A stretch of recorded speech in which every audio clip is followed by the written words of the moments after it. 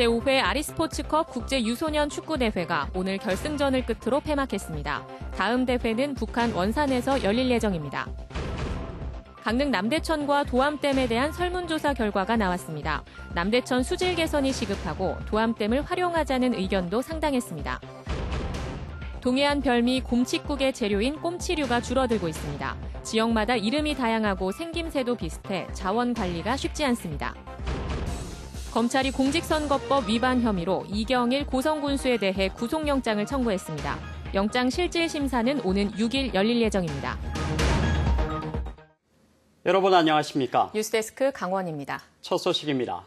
북한 선수들이 참가한 제5회 국제 유소년 축구대회가 오늘 결승전을 끝으로 막을 내렸습니다.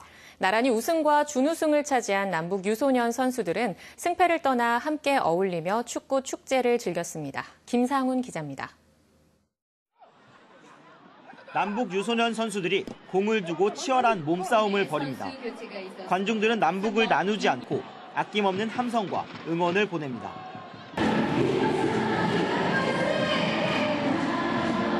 하나은행과 북한 4.25 체육단, 남과 북이 맞붙은 결승전 경기.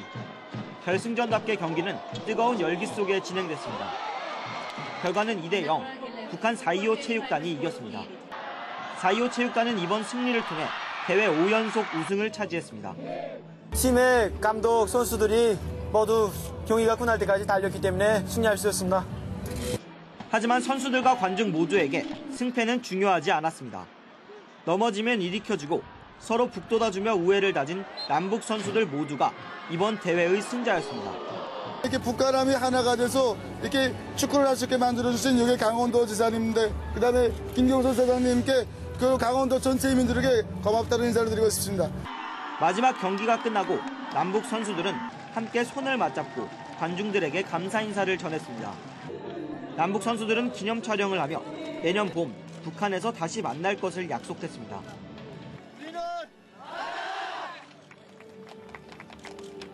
저녁 환송 만찬을 끝으로 일정을 마무리한 북한 선수단은 내일 김포공항을 통해 중국으로 전지훈련을 떠납니다.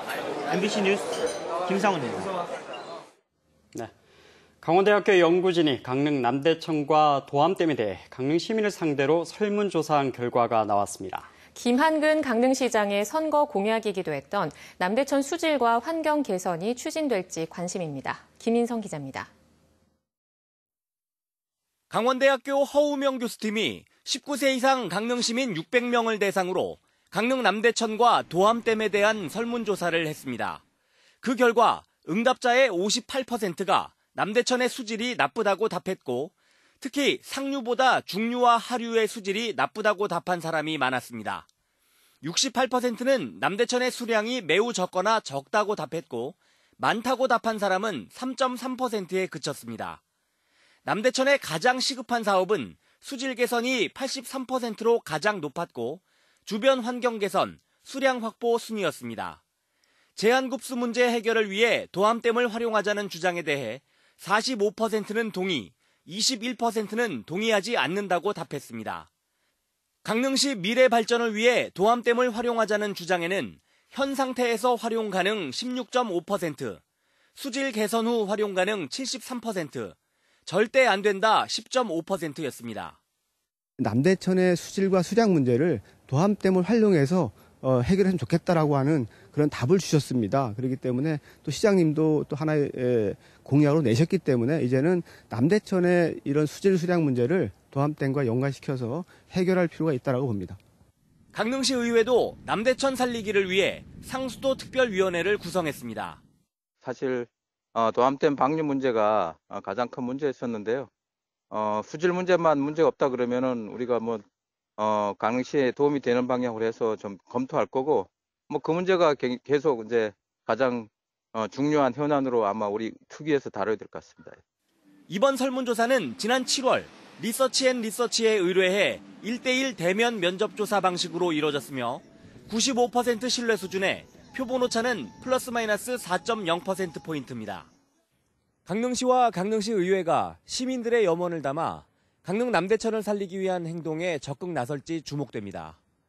MBC 뉴스 김인성입니다. 다음 소식입니다. 곰칫국은 동해안의 특별한 먹거리로 널리 알려져 있습니다. 곰칫국 재료인 꼼치류가 다양한 이름으로 불리면서 자원 관리가 쉽지 않다고 합니다. 배연한 기자입니다.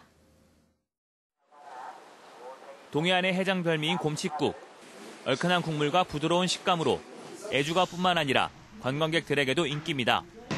하지만 곰칫국 재료인 꼼치류 어종이 남획되면서 최근 어획량도 많이 줄어 곰칫국 한 그릇에 10,000원을 훨씬 웃돕니다. 체계적인 자원 관리가 필요한 상황인데 지역마다 불리는 이름이 달라 이마저도 쉽지 않습니다. 꼼치류 생선들은 생김새는 비슷하고 이름은 서로 달라서 혼란을 주는 경우가 적지 않습니다. 동해안에서 잡히는 꼼치류는 꼼치와 물메기, 미거지 등 9가지가 있습니다. 같은 어종도 지역이나 크기에 따라 형태와 색깔이 다양해 구별이 쉽지 않습니다. 이렇다 보니 어종과 관계없이 이름이 혼용돼 수산당국도 생산량을 제대로 파악하지 못하고 있습니다. 동해수산연구소는 이런 문제점을 해소하기 위해 꼼치류 이름 알리기에 나섰습니다. 강원도에서는 미거지라는 종이 그 꼼치국의 물메기탕의 주 재료로서 사용됩니다. 그래서 이번에 흔히 이제 남해안에서 많이 나는 꼼치와 그 물메기와의 그런 생태적인 정보라든지 형태의 특징을 구분하는 법을 설명드리기 위해서 포스터를 제작해서 배포했습니다. 동해안 대표 먹거리인 곰칫국에 주로 쓰이는 미거지와 물메기 등 꼼치류 어종이 점점 줄어들어 먹기 힘든 음식으로 바뀌고 있습니다. MBC 뉴스 배연한입니다. 1980년대 이후 우리나라는 많은 변화를 겪으면서 가족계획 사업이나 전화, 교환원 등 사라진 것들이 많습니다. 세월이 흘러 지금은 보기 힘든 30여 년 전의 정겨운 풍경을 김재욱 영상 취재 기자가 영상 리포트에 담았습니다. 이게 1665년이니까 강릉에서 시해전합니다.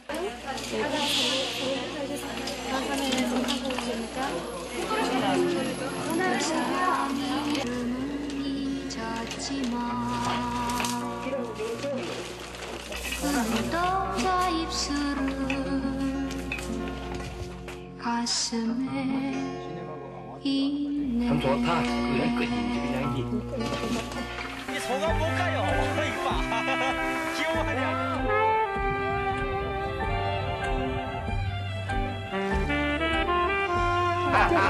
승모가! 빨리 승모! 빨간 꽃, 노란 꽃, 동박 가득 피어도 하얀 나비꽃, 나비 담장 위에 날아도 따스한 봄바람이 불고 또 불어도 미식은 잘도 돈에 돌아가네. 이원이요. 1425년 여름 소녀.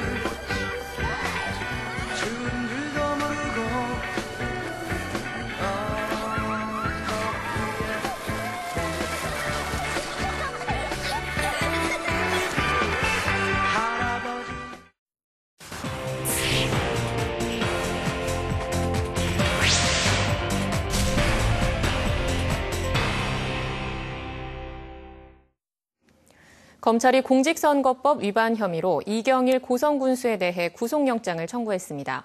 춘천지검 속초지청은 보강수사 등을 거쳐 지난달 25일 강원지방경찰청이 신청한 이경일 고성군수의 구속영장을 어제 법원에 청구했다고 밝혔습니다. 이 군수는 선거운동원에게 법정 한도 이상의 수당을 지원한 혐의를 받는 것으로 알려졌습니다. 이경일 고성군수에 대한 영장 실질 심사는 오는 6일 춘천지법 속초지원에서 열립니다. 정선 알파인 경기장의 복원과 존치를 둘러싸고 갈등이 커지자 국회 차원에서 공청회가 마련됩니다.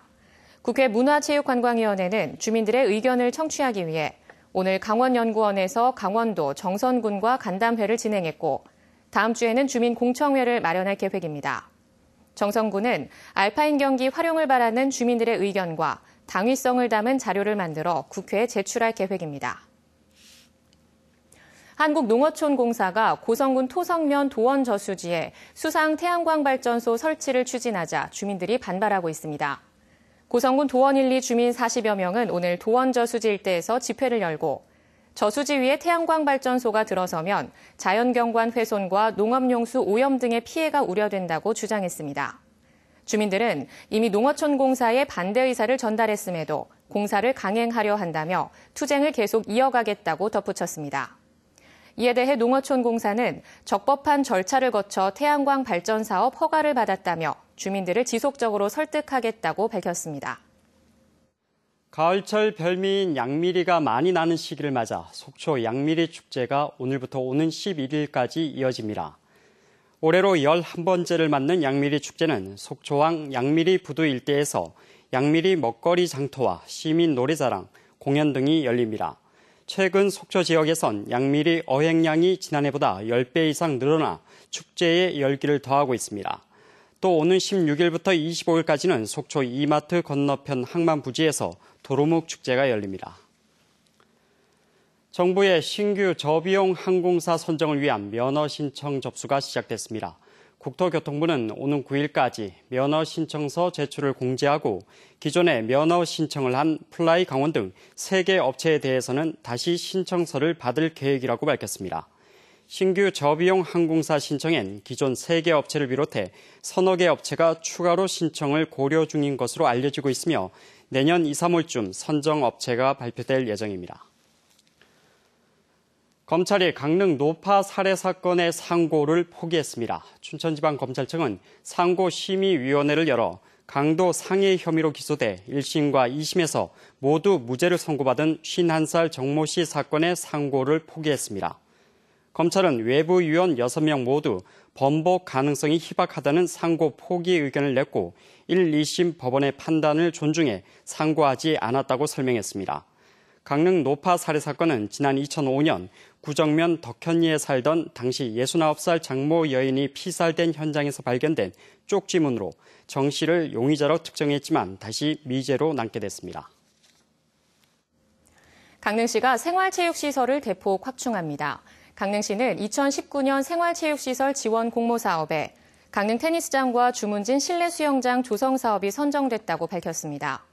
강릉시는 내년에 모두 95억 원을 들여 올림픽파크에 테니스장을 새로 만들고 강원 도립대학 캠퍼스에 실내 수영장을 조성하기로 했습니다.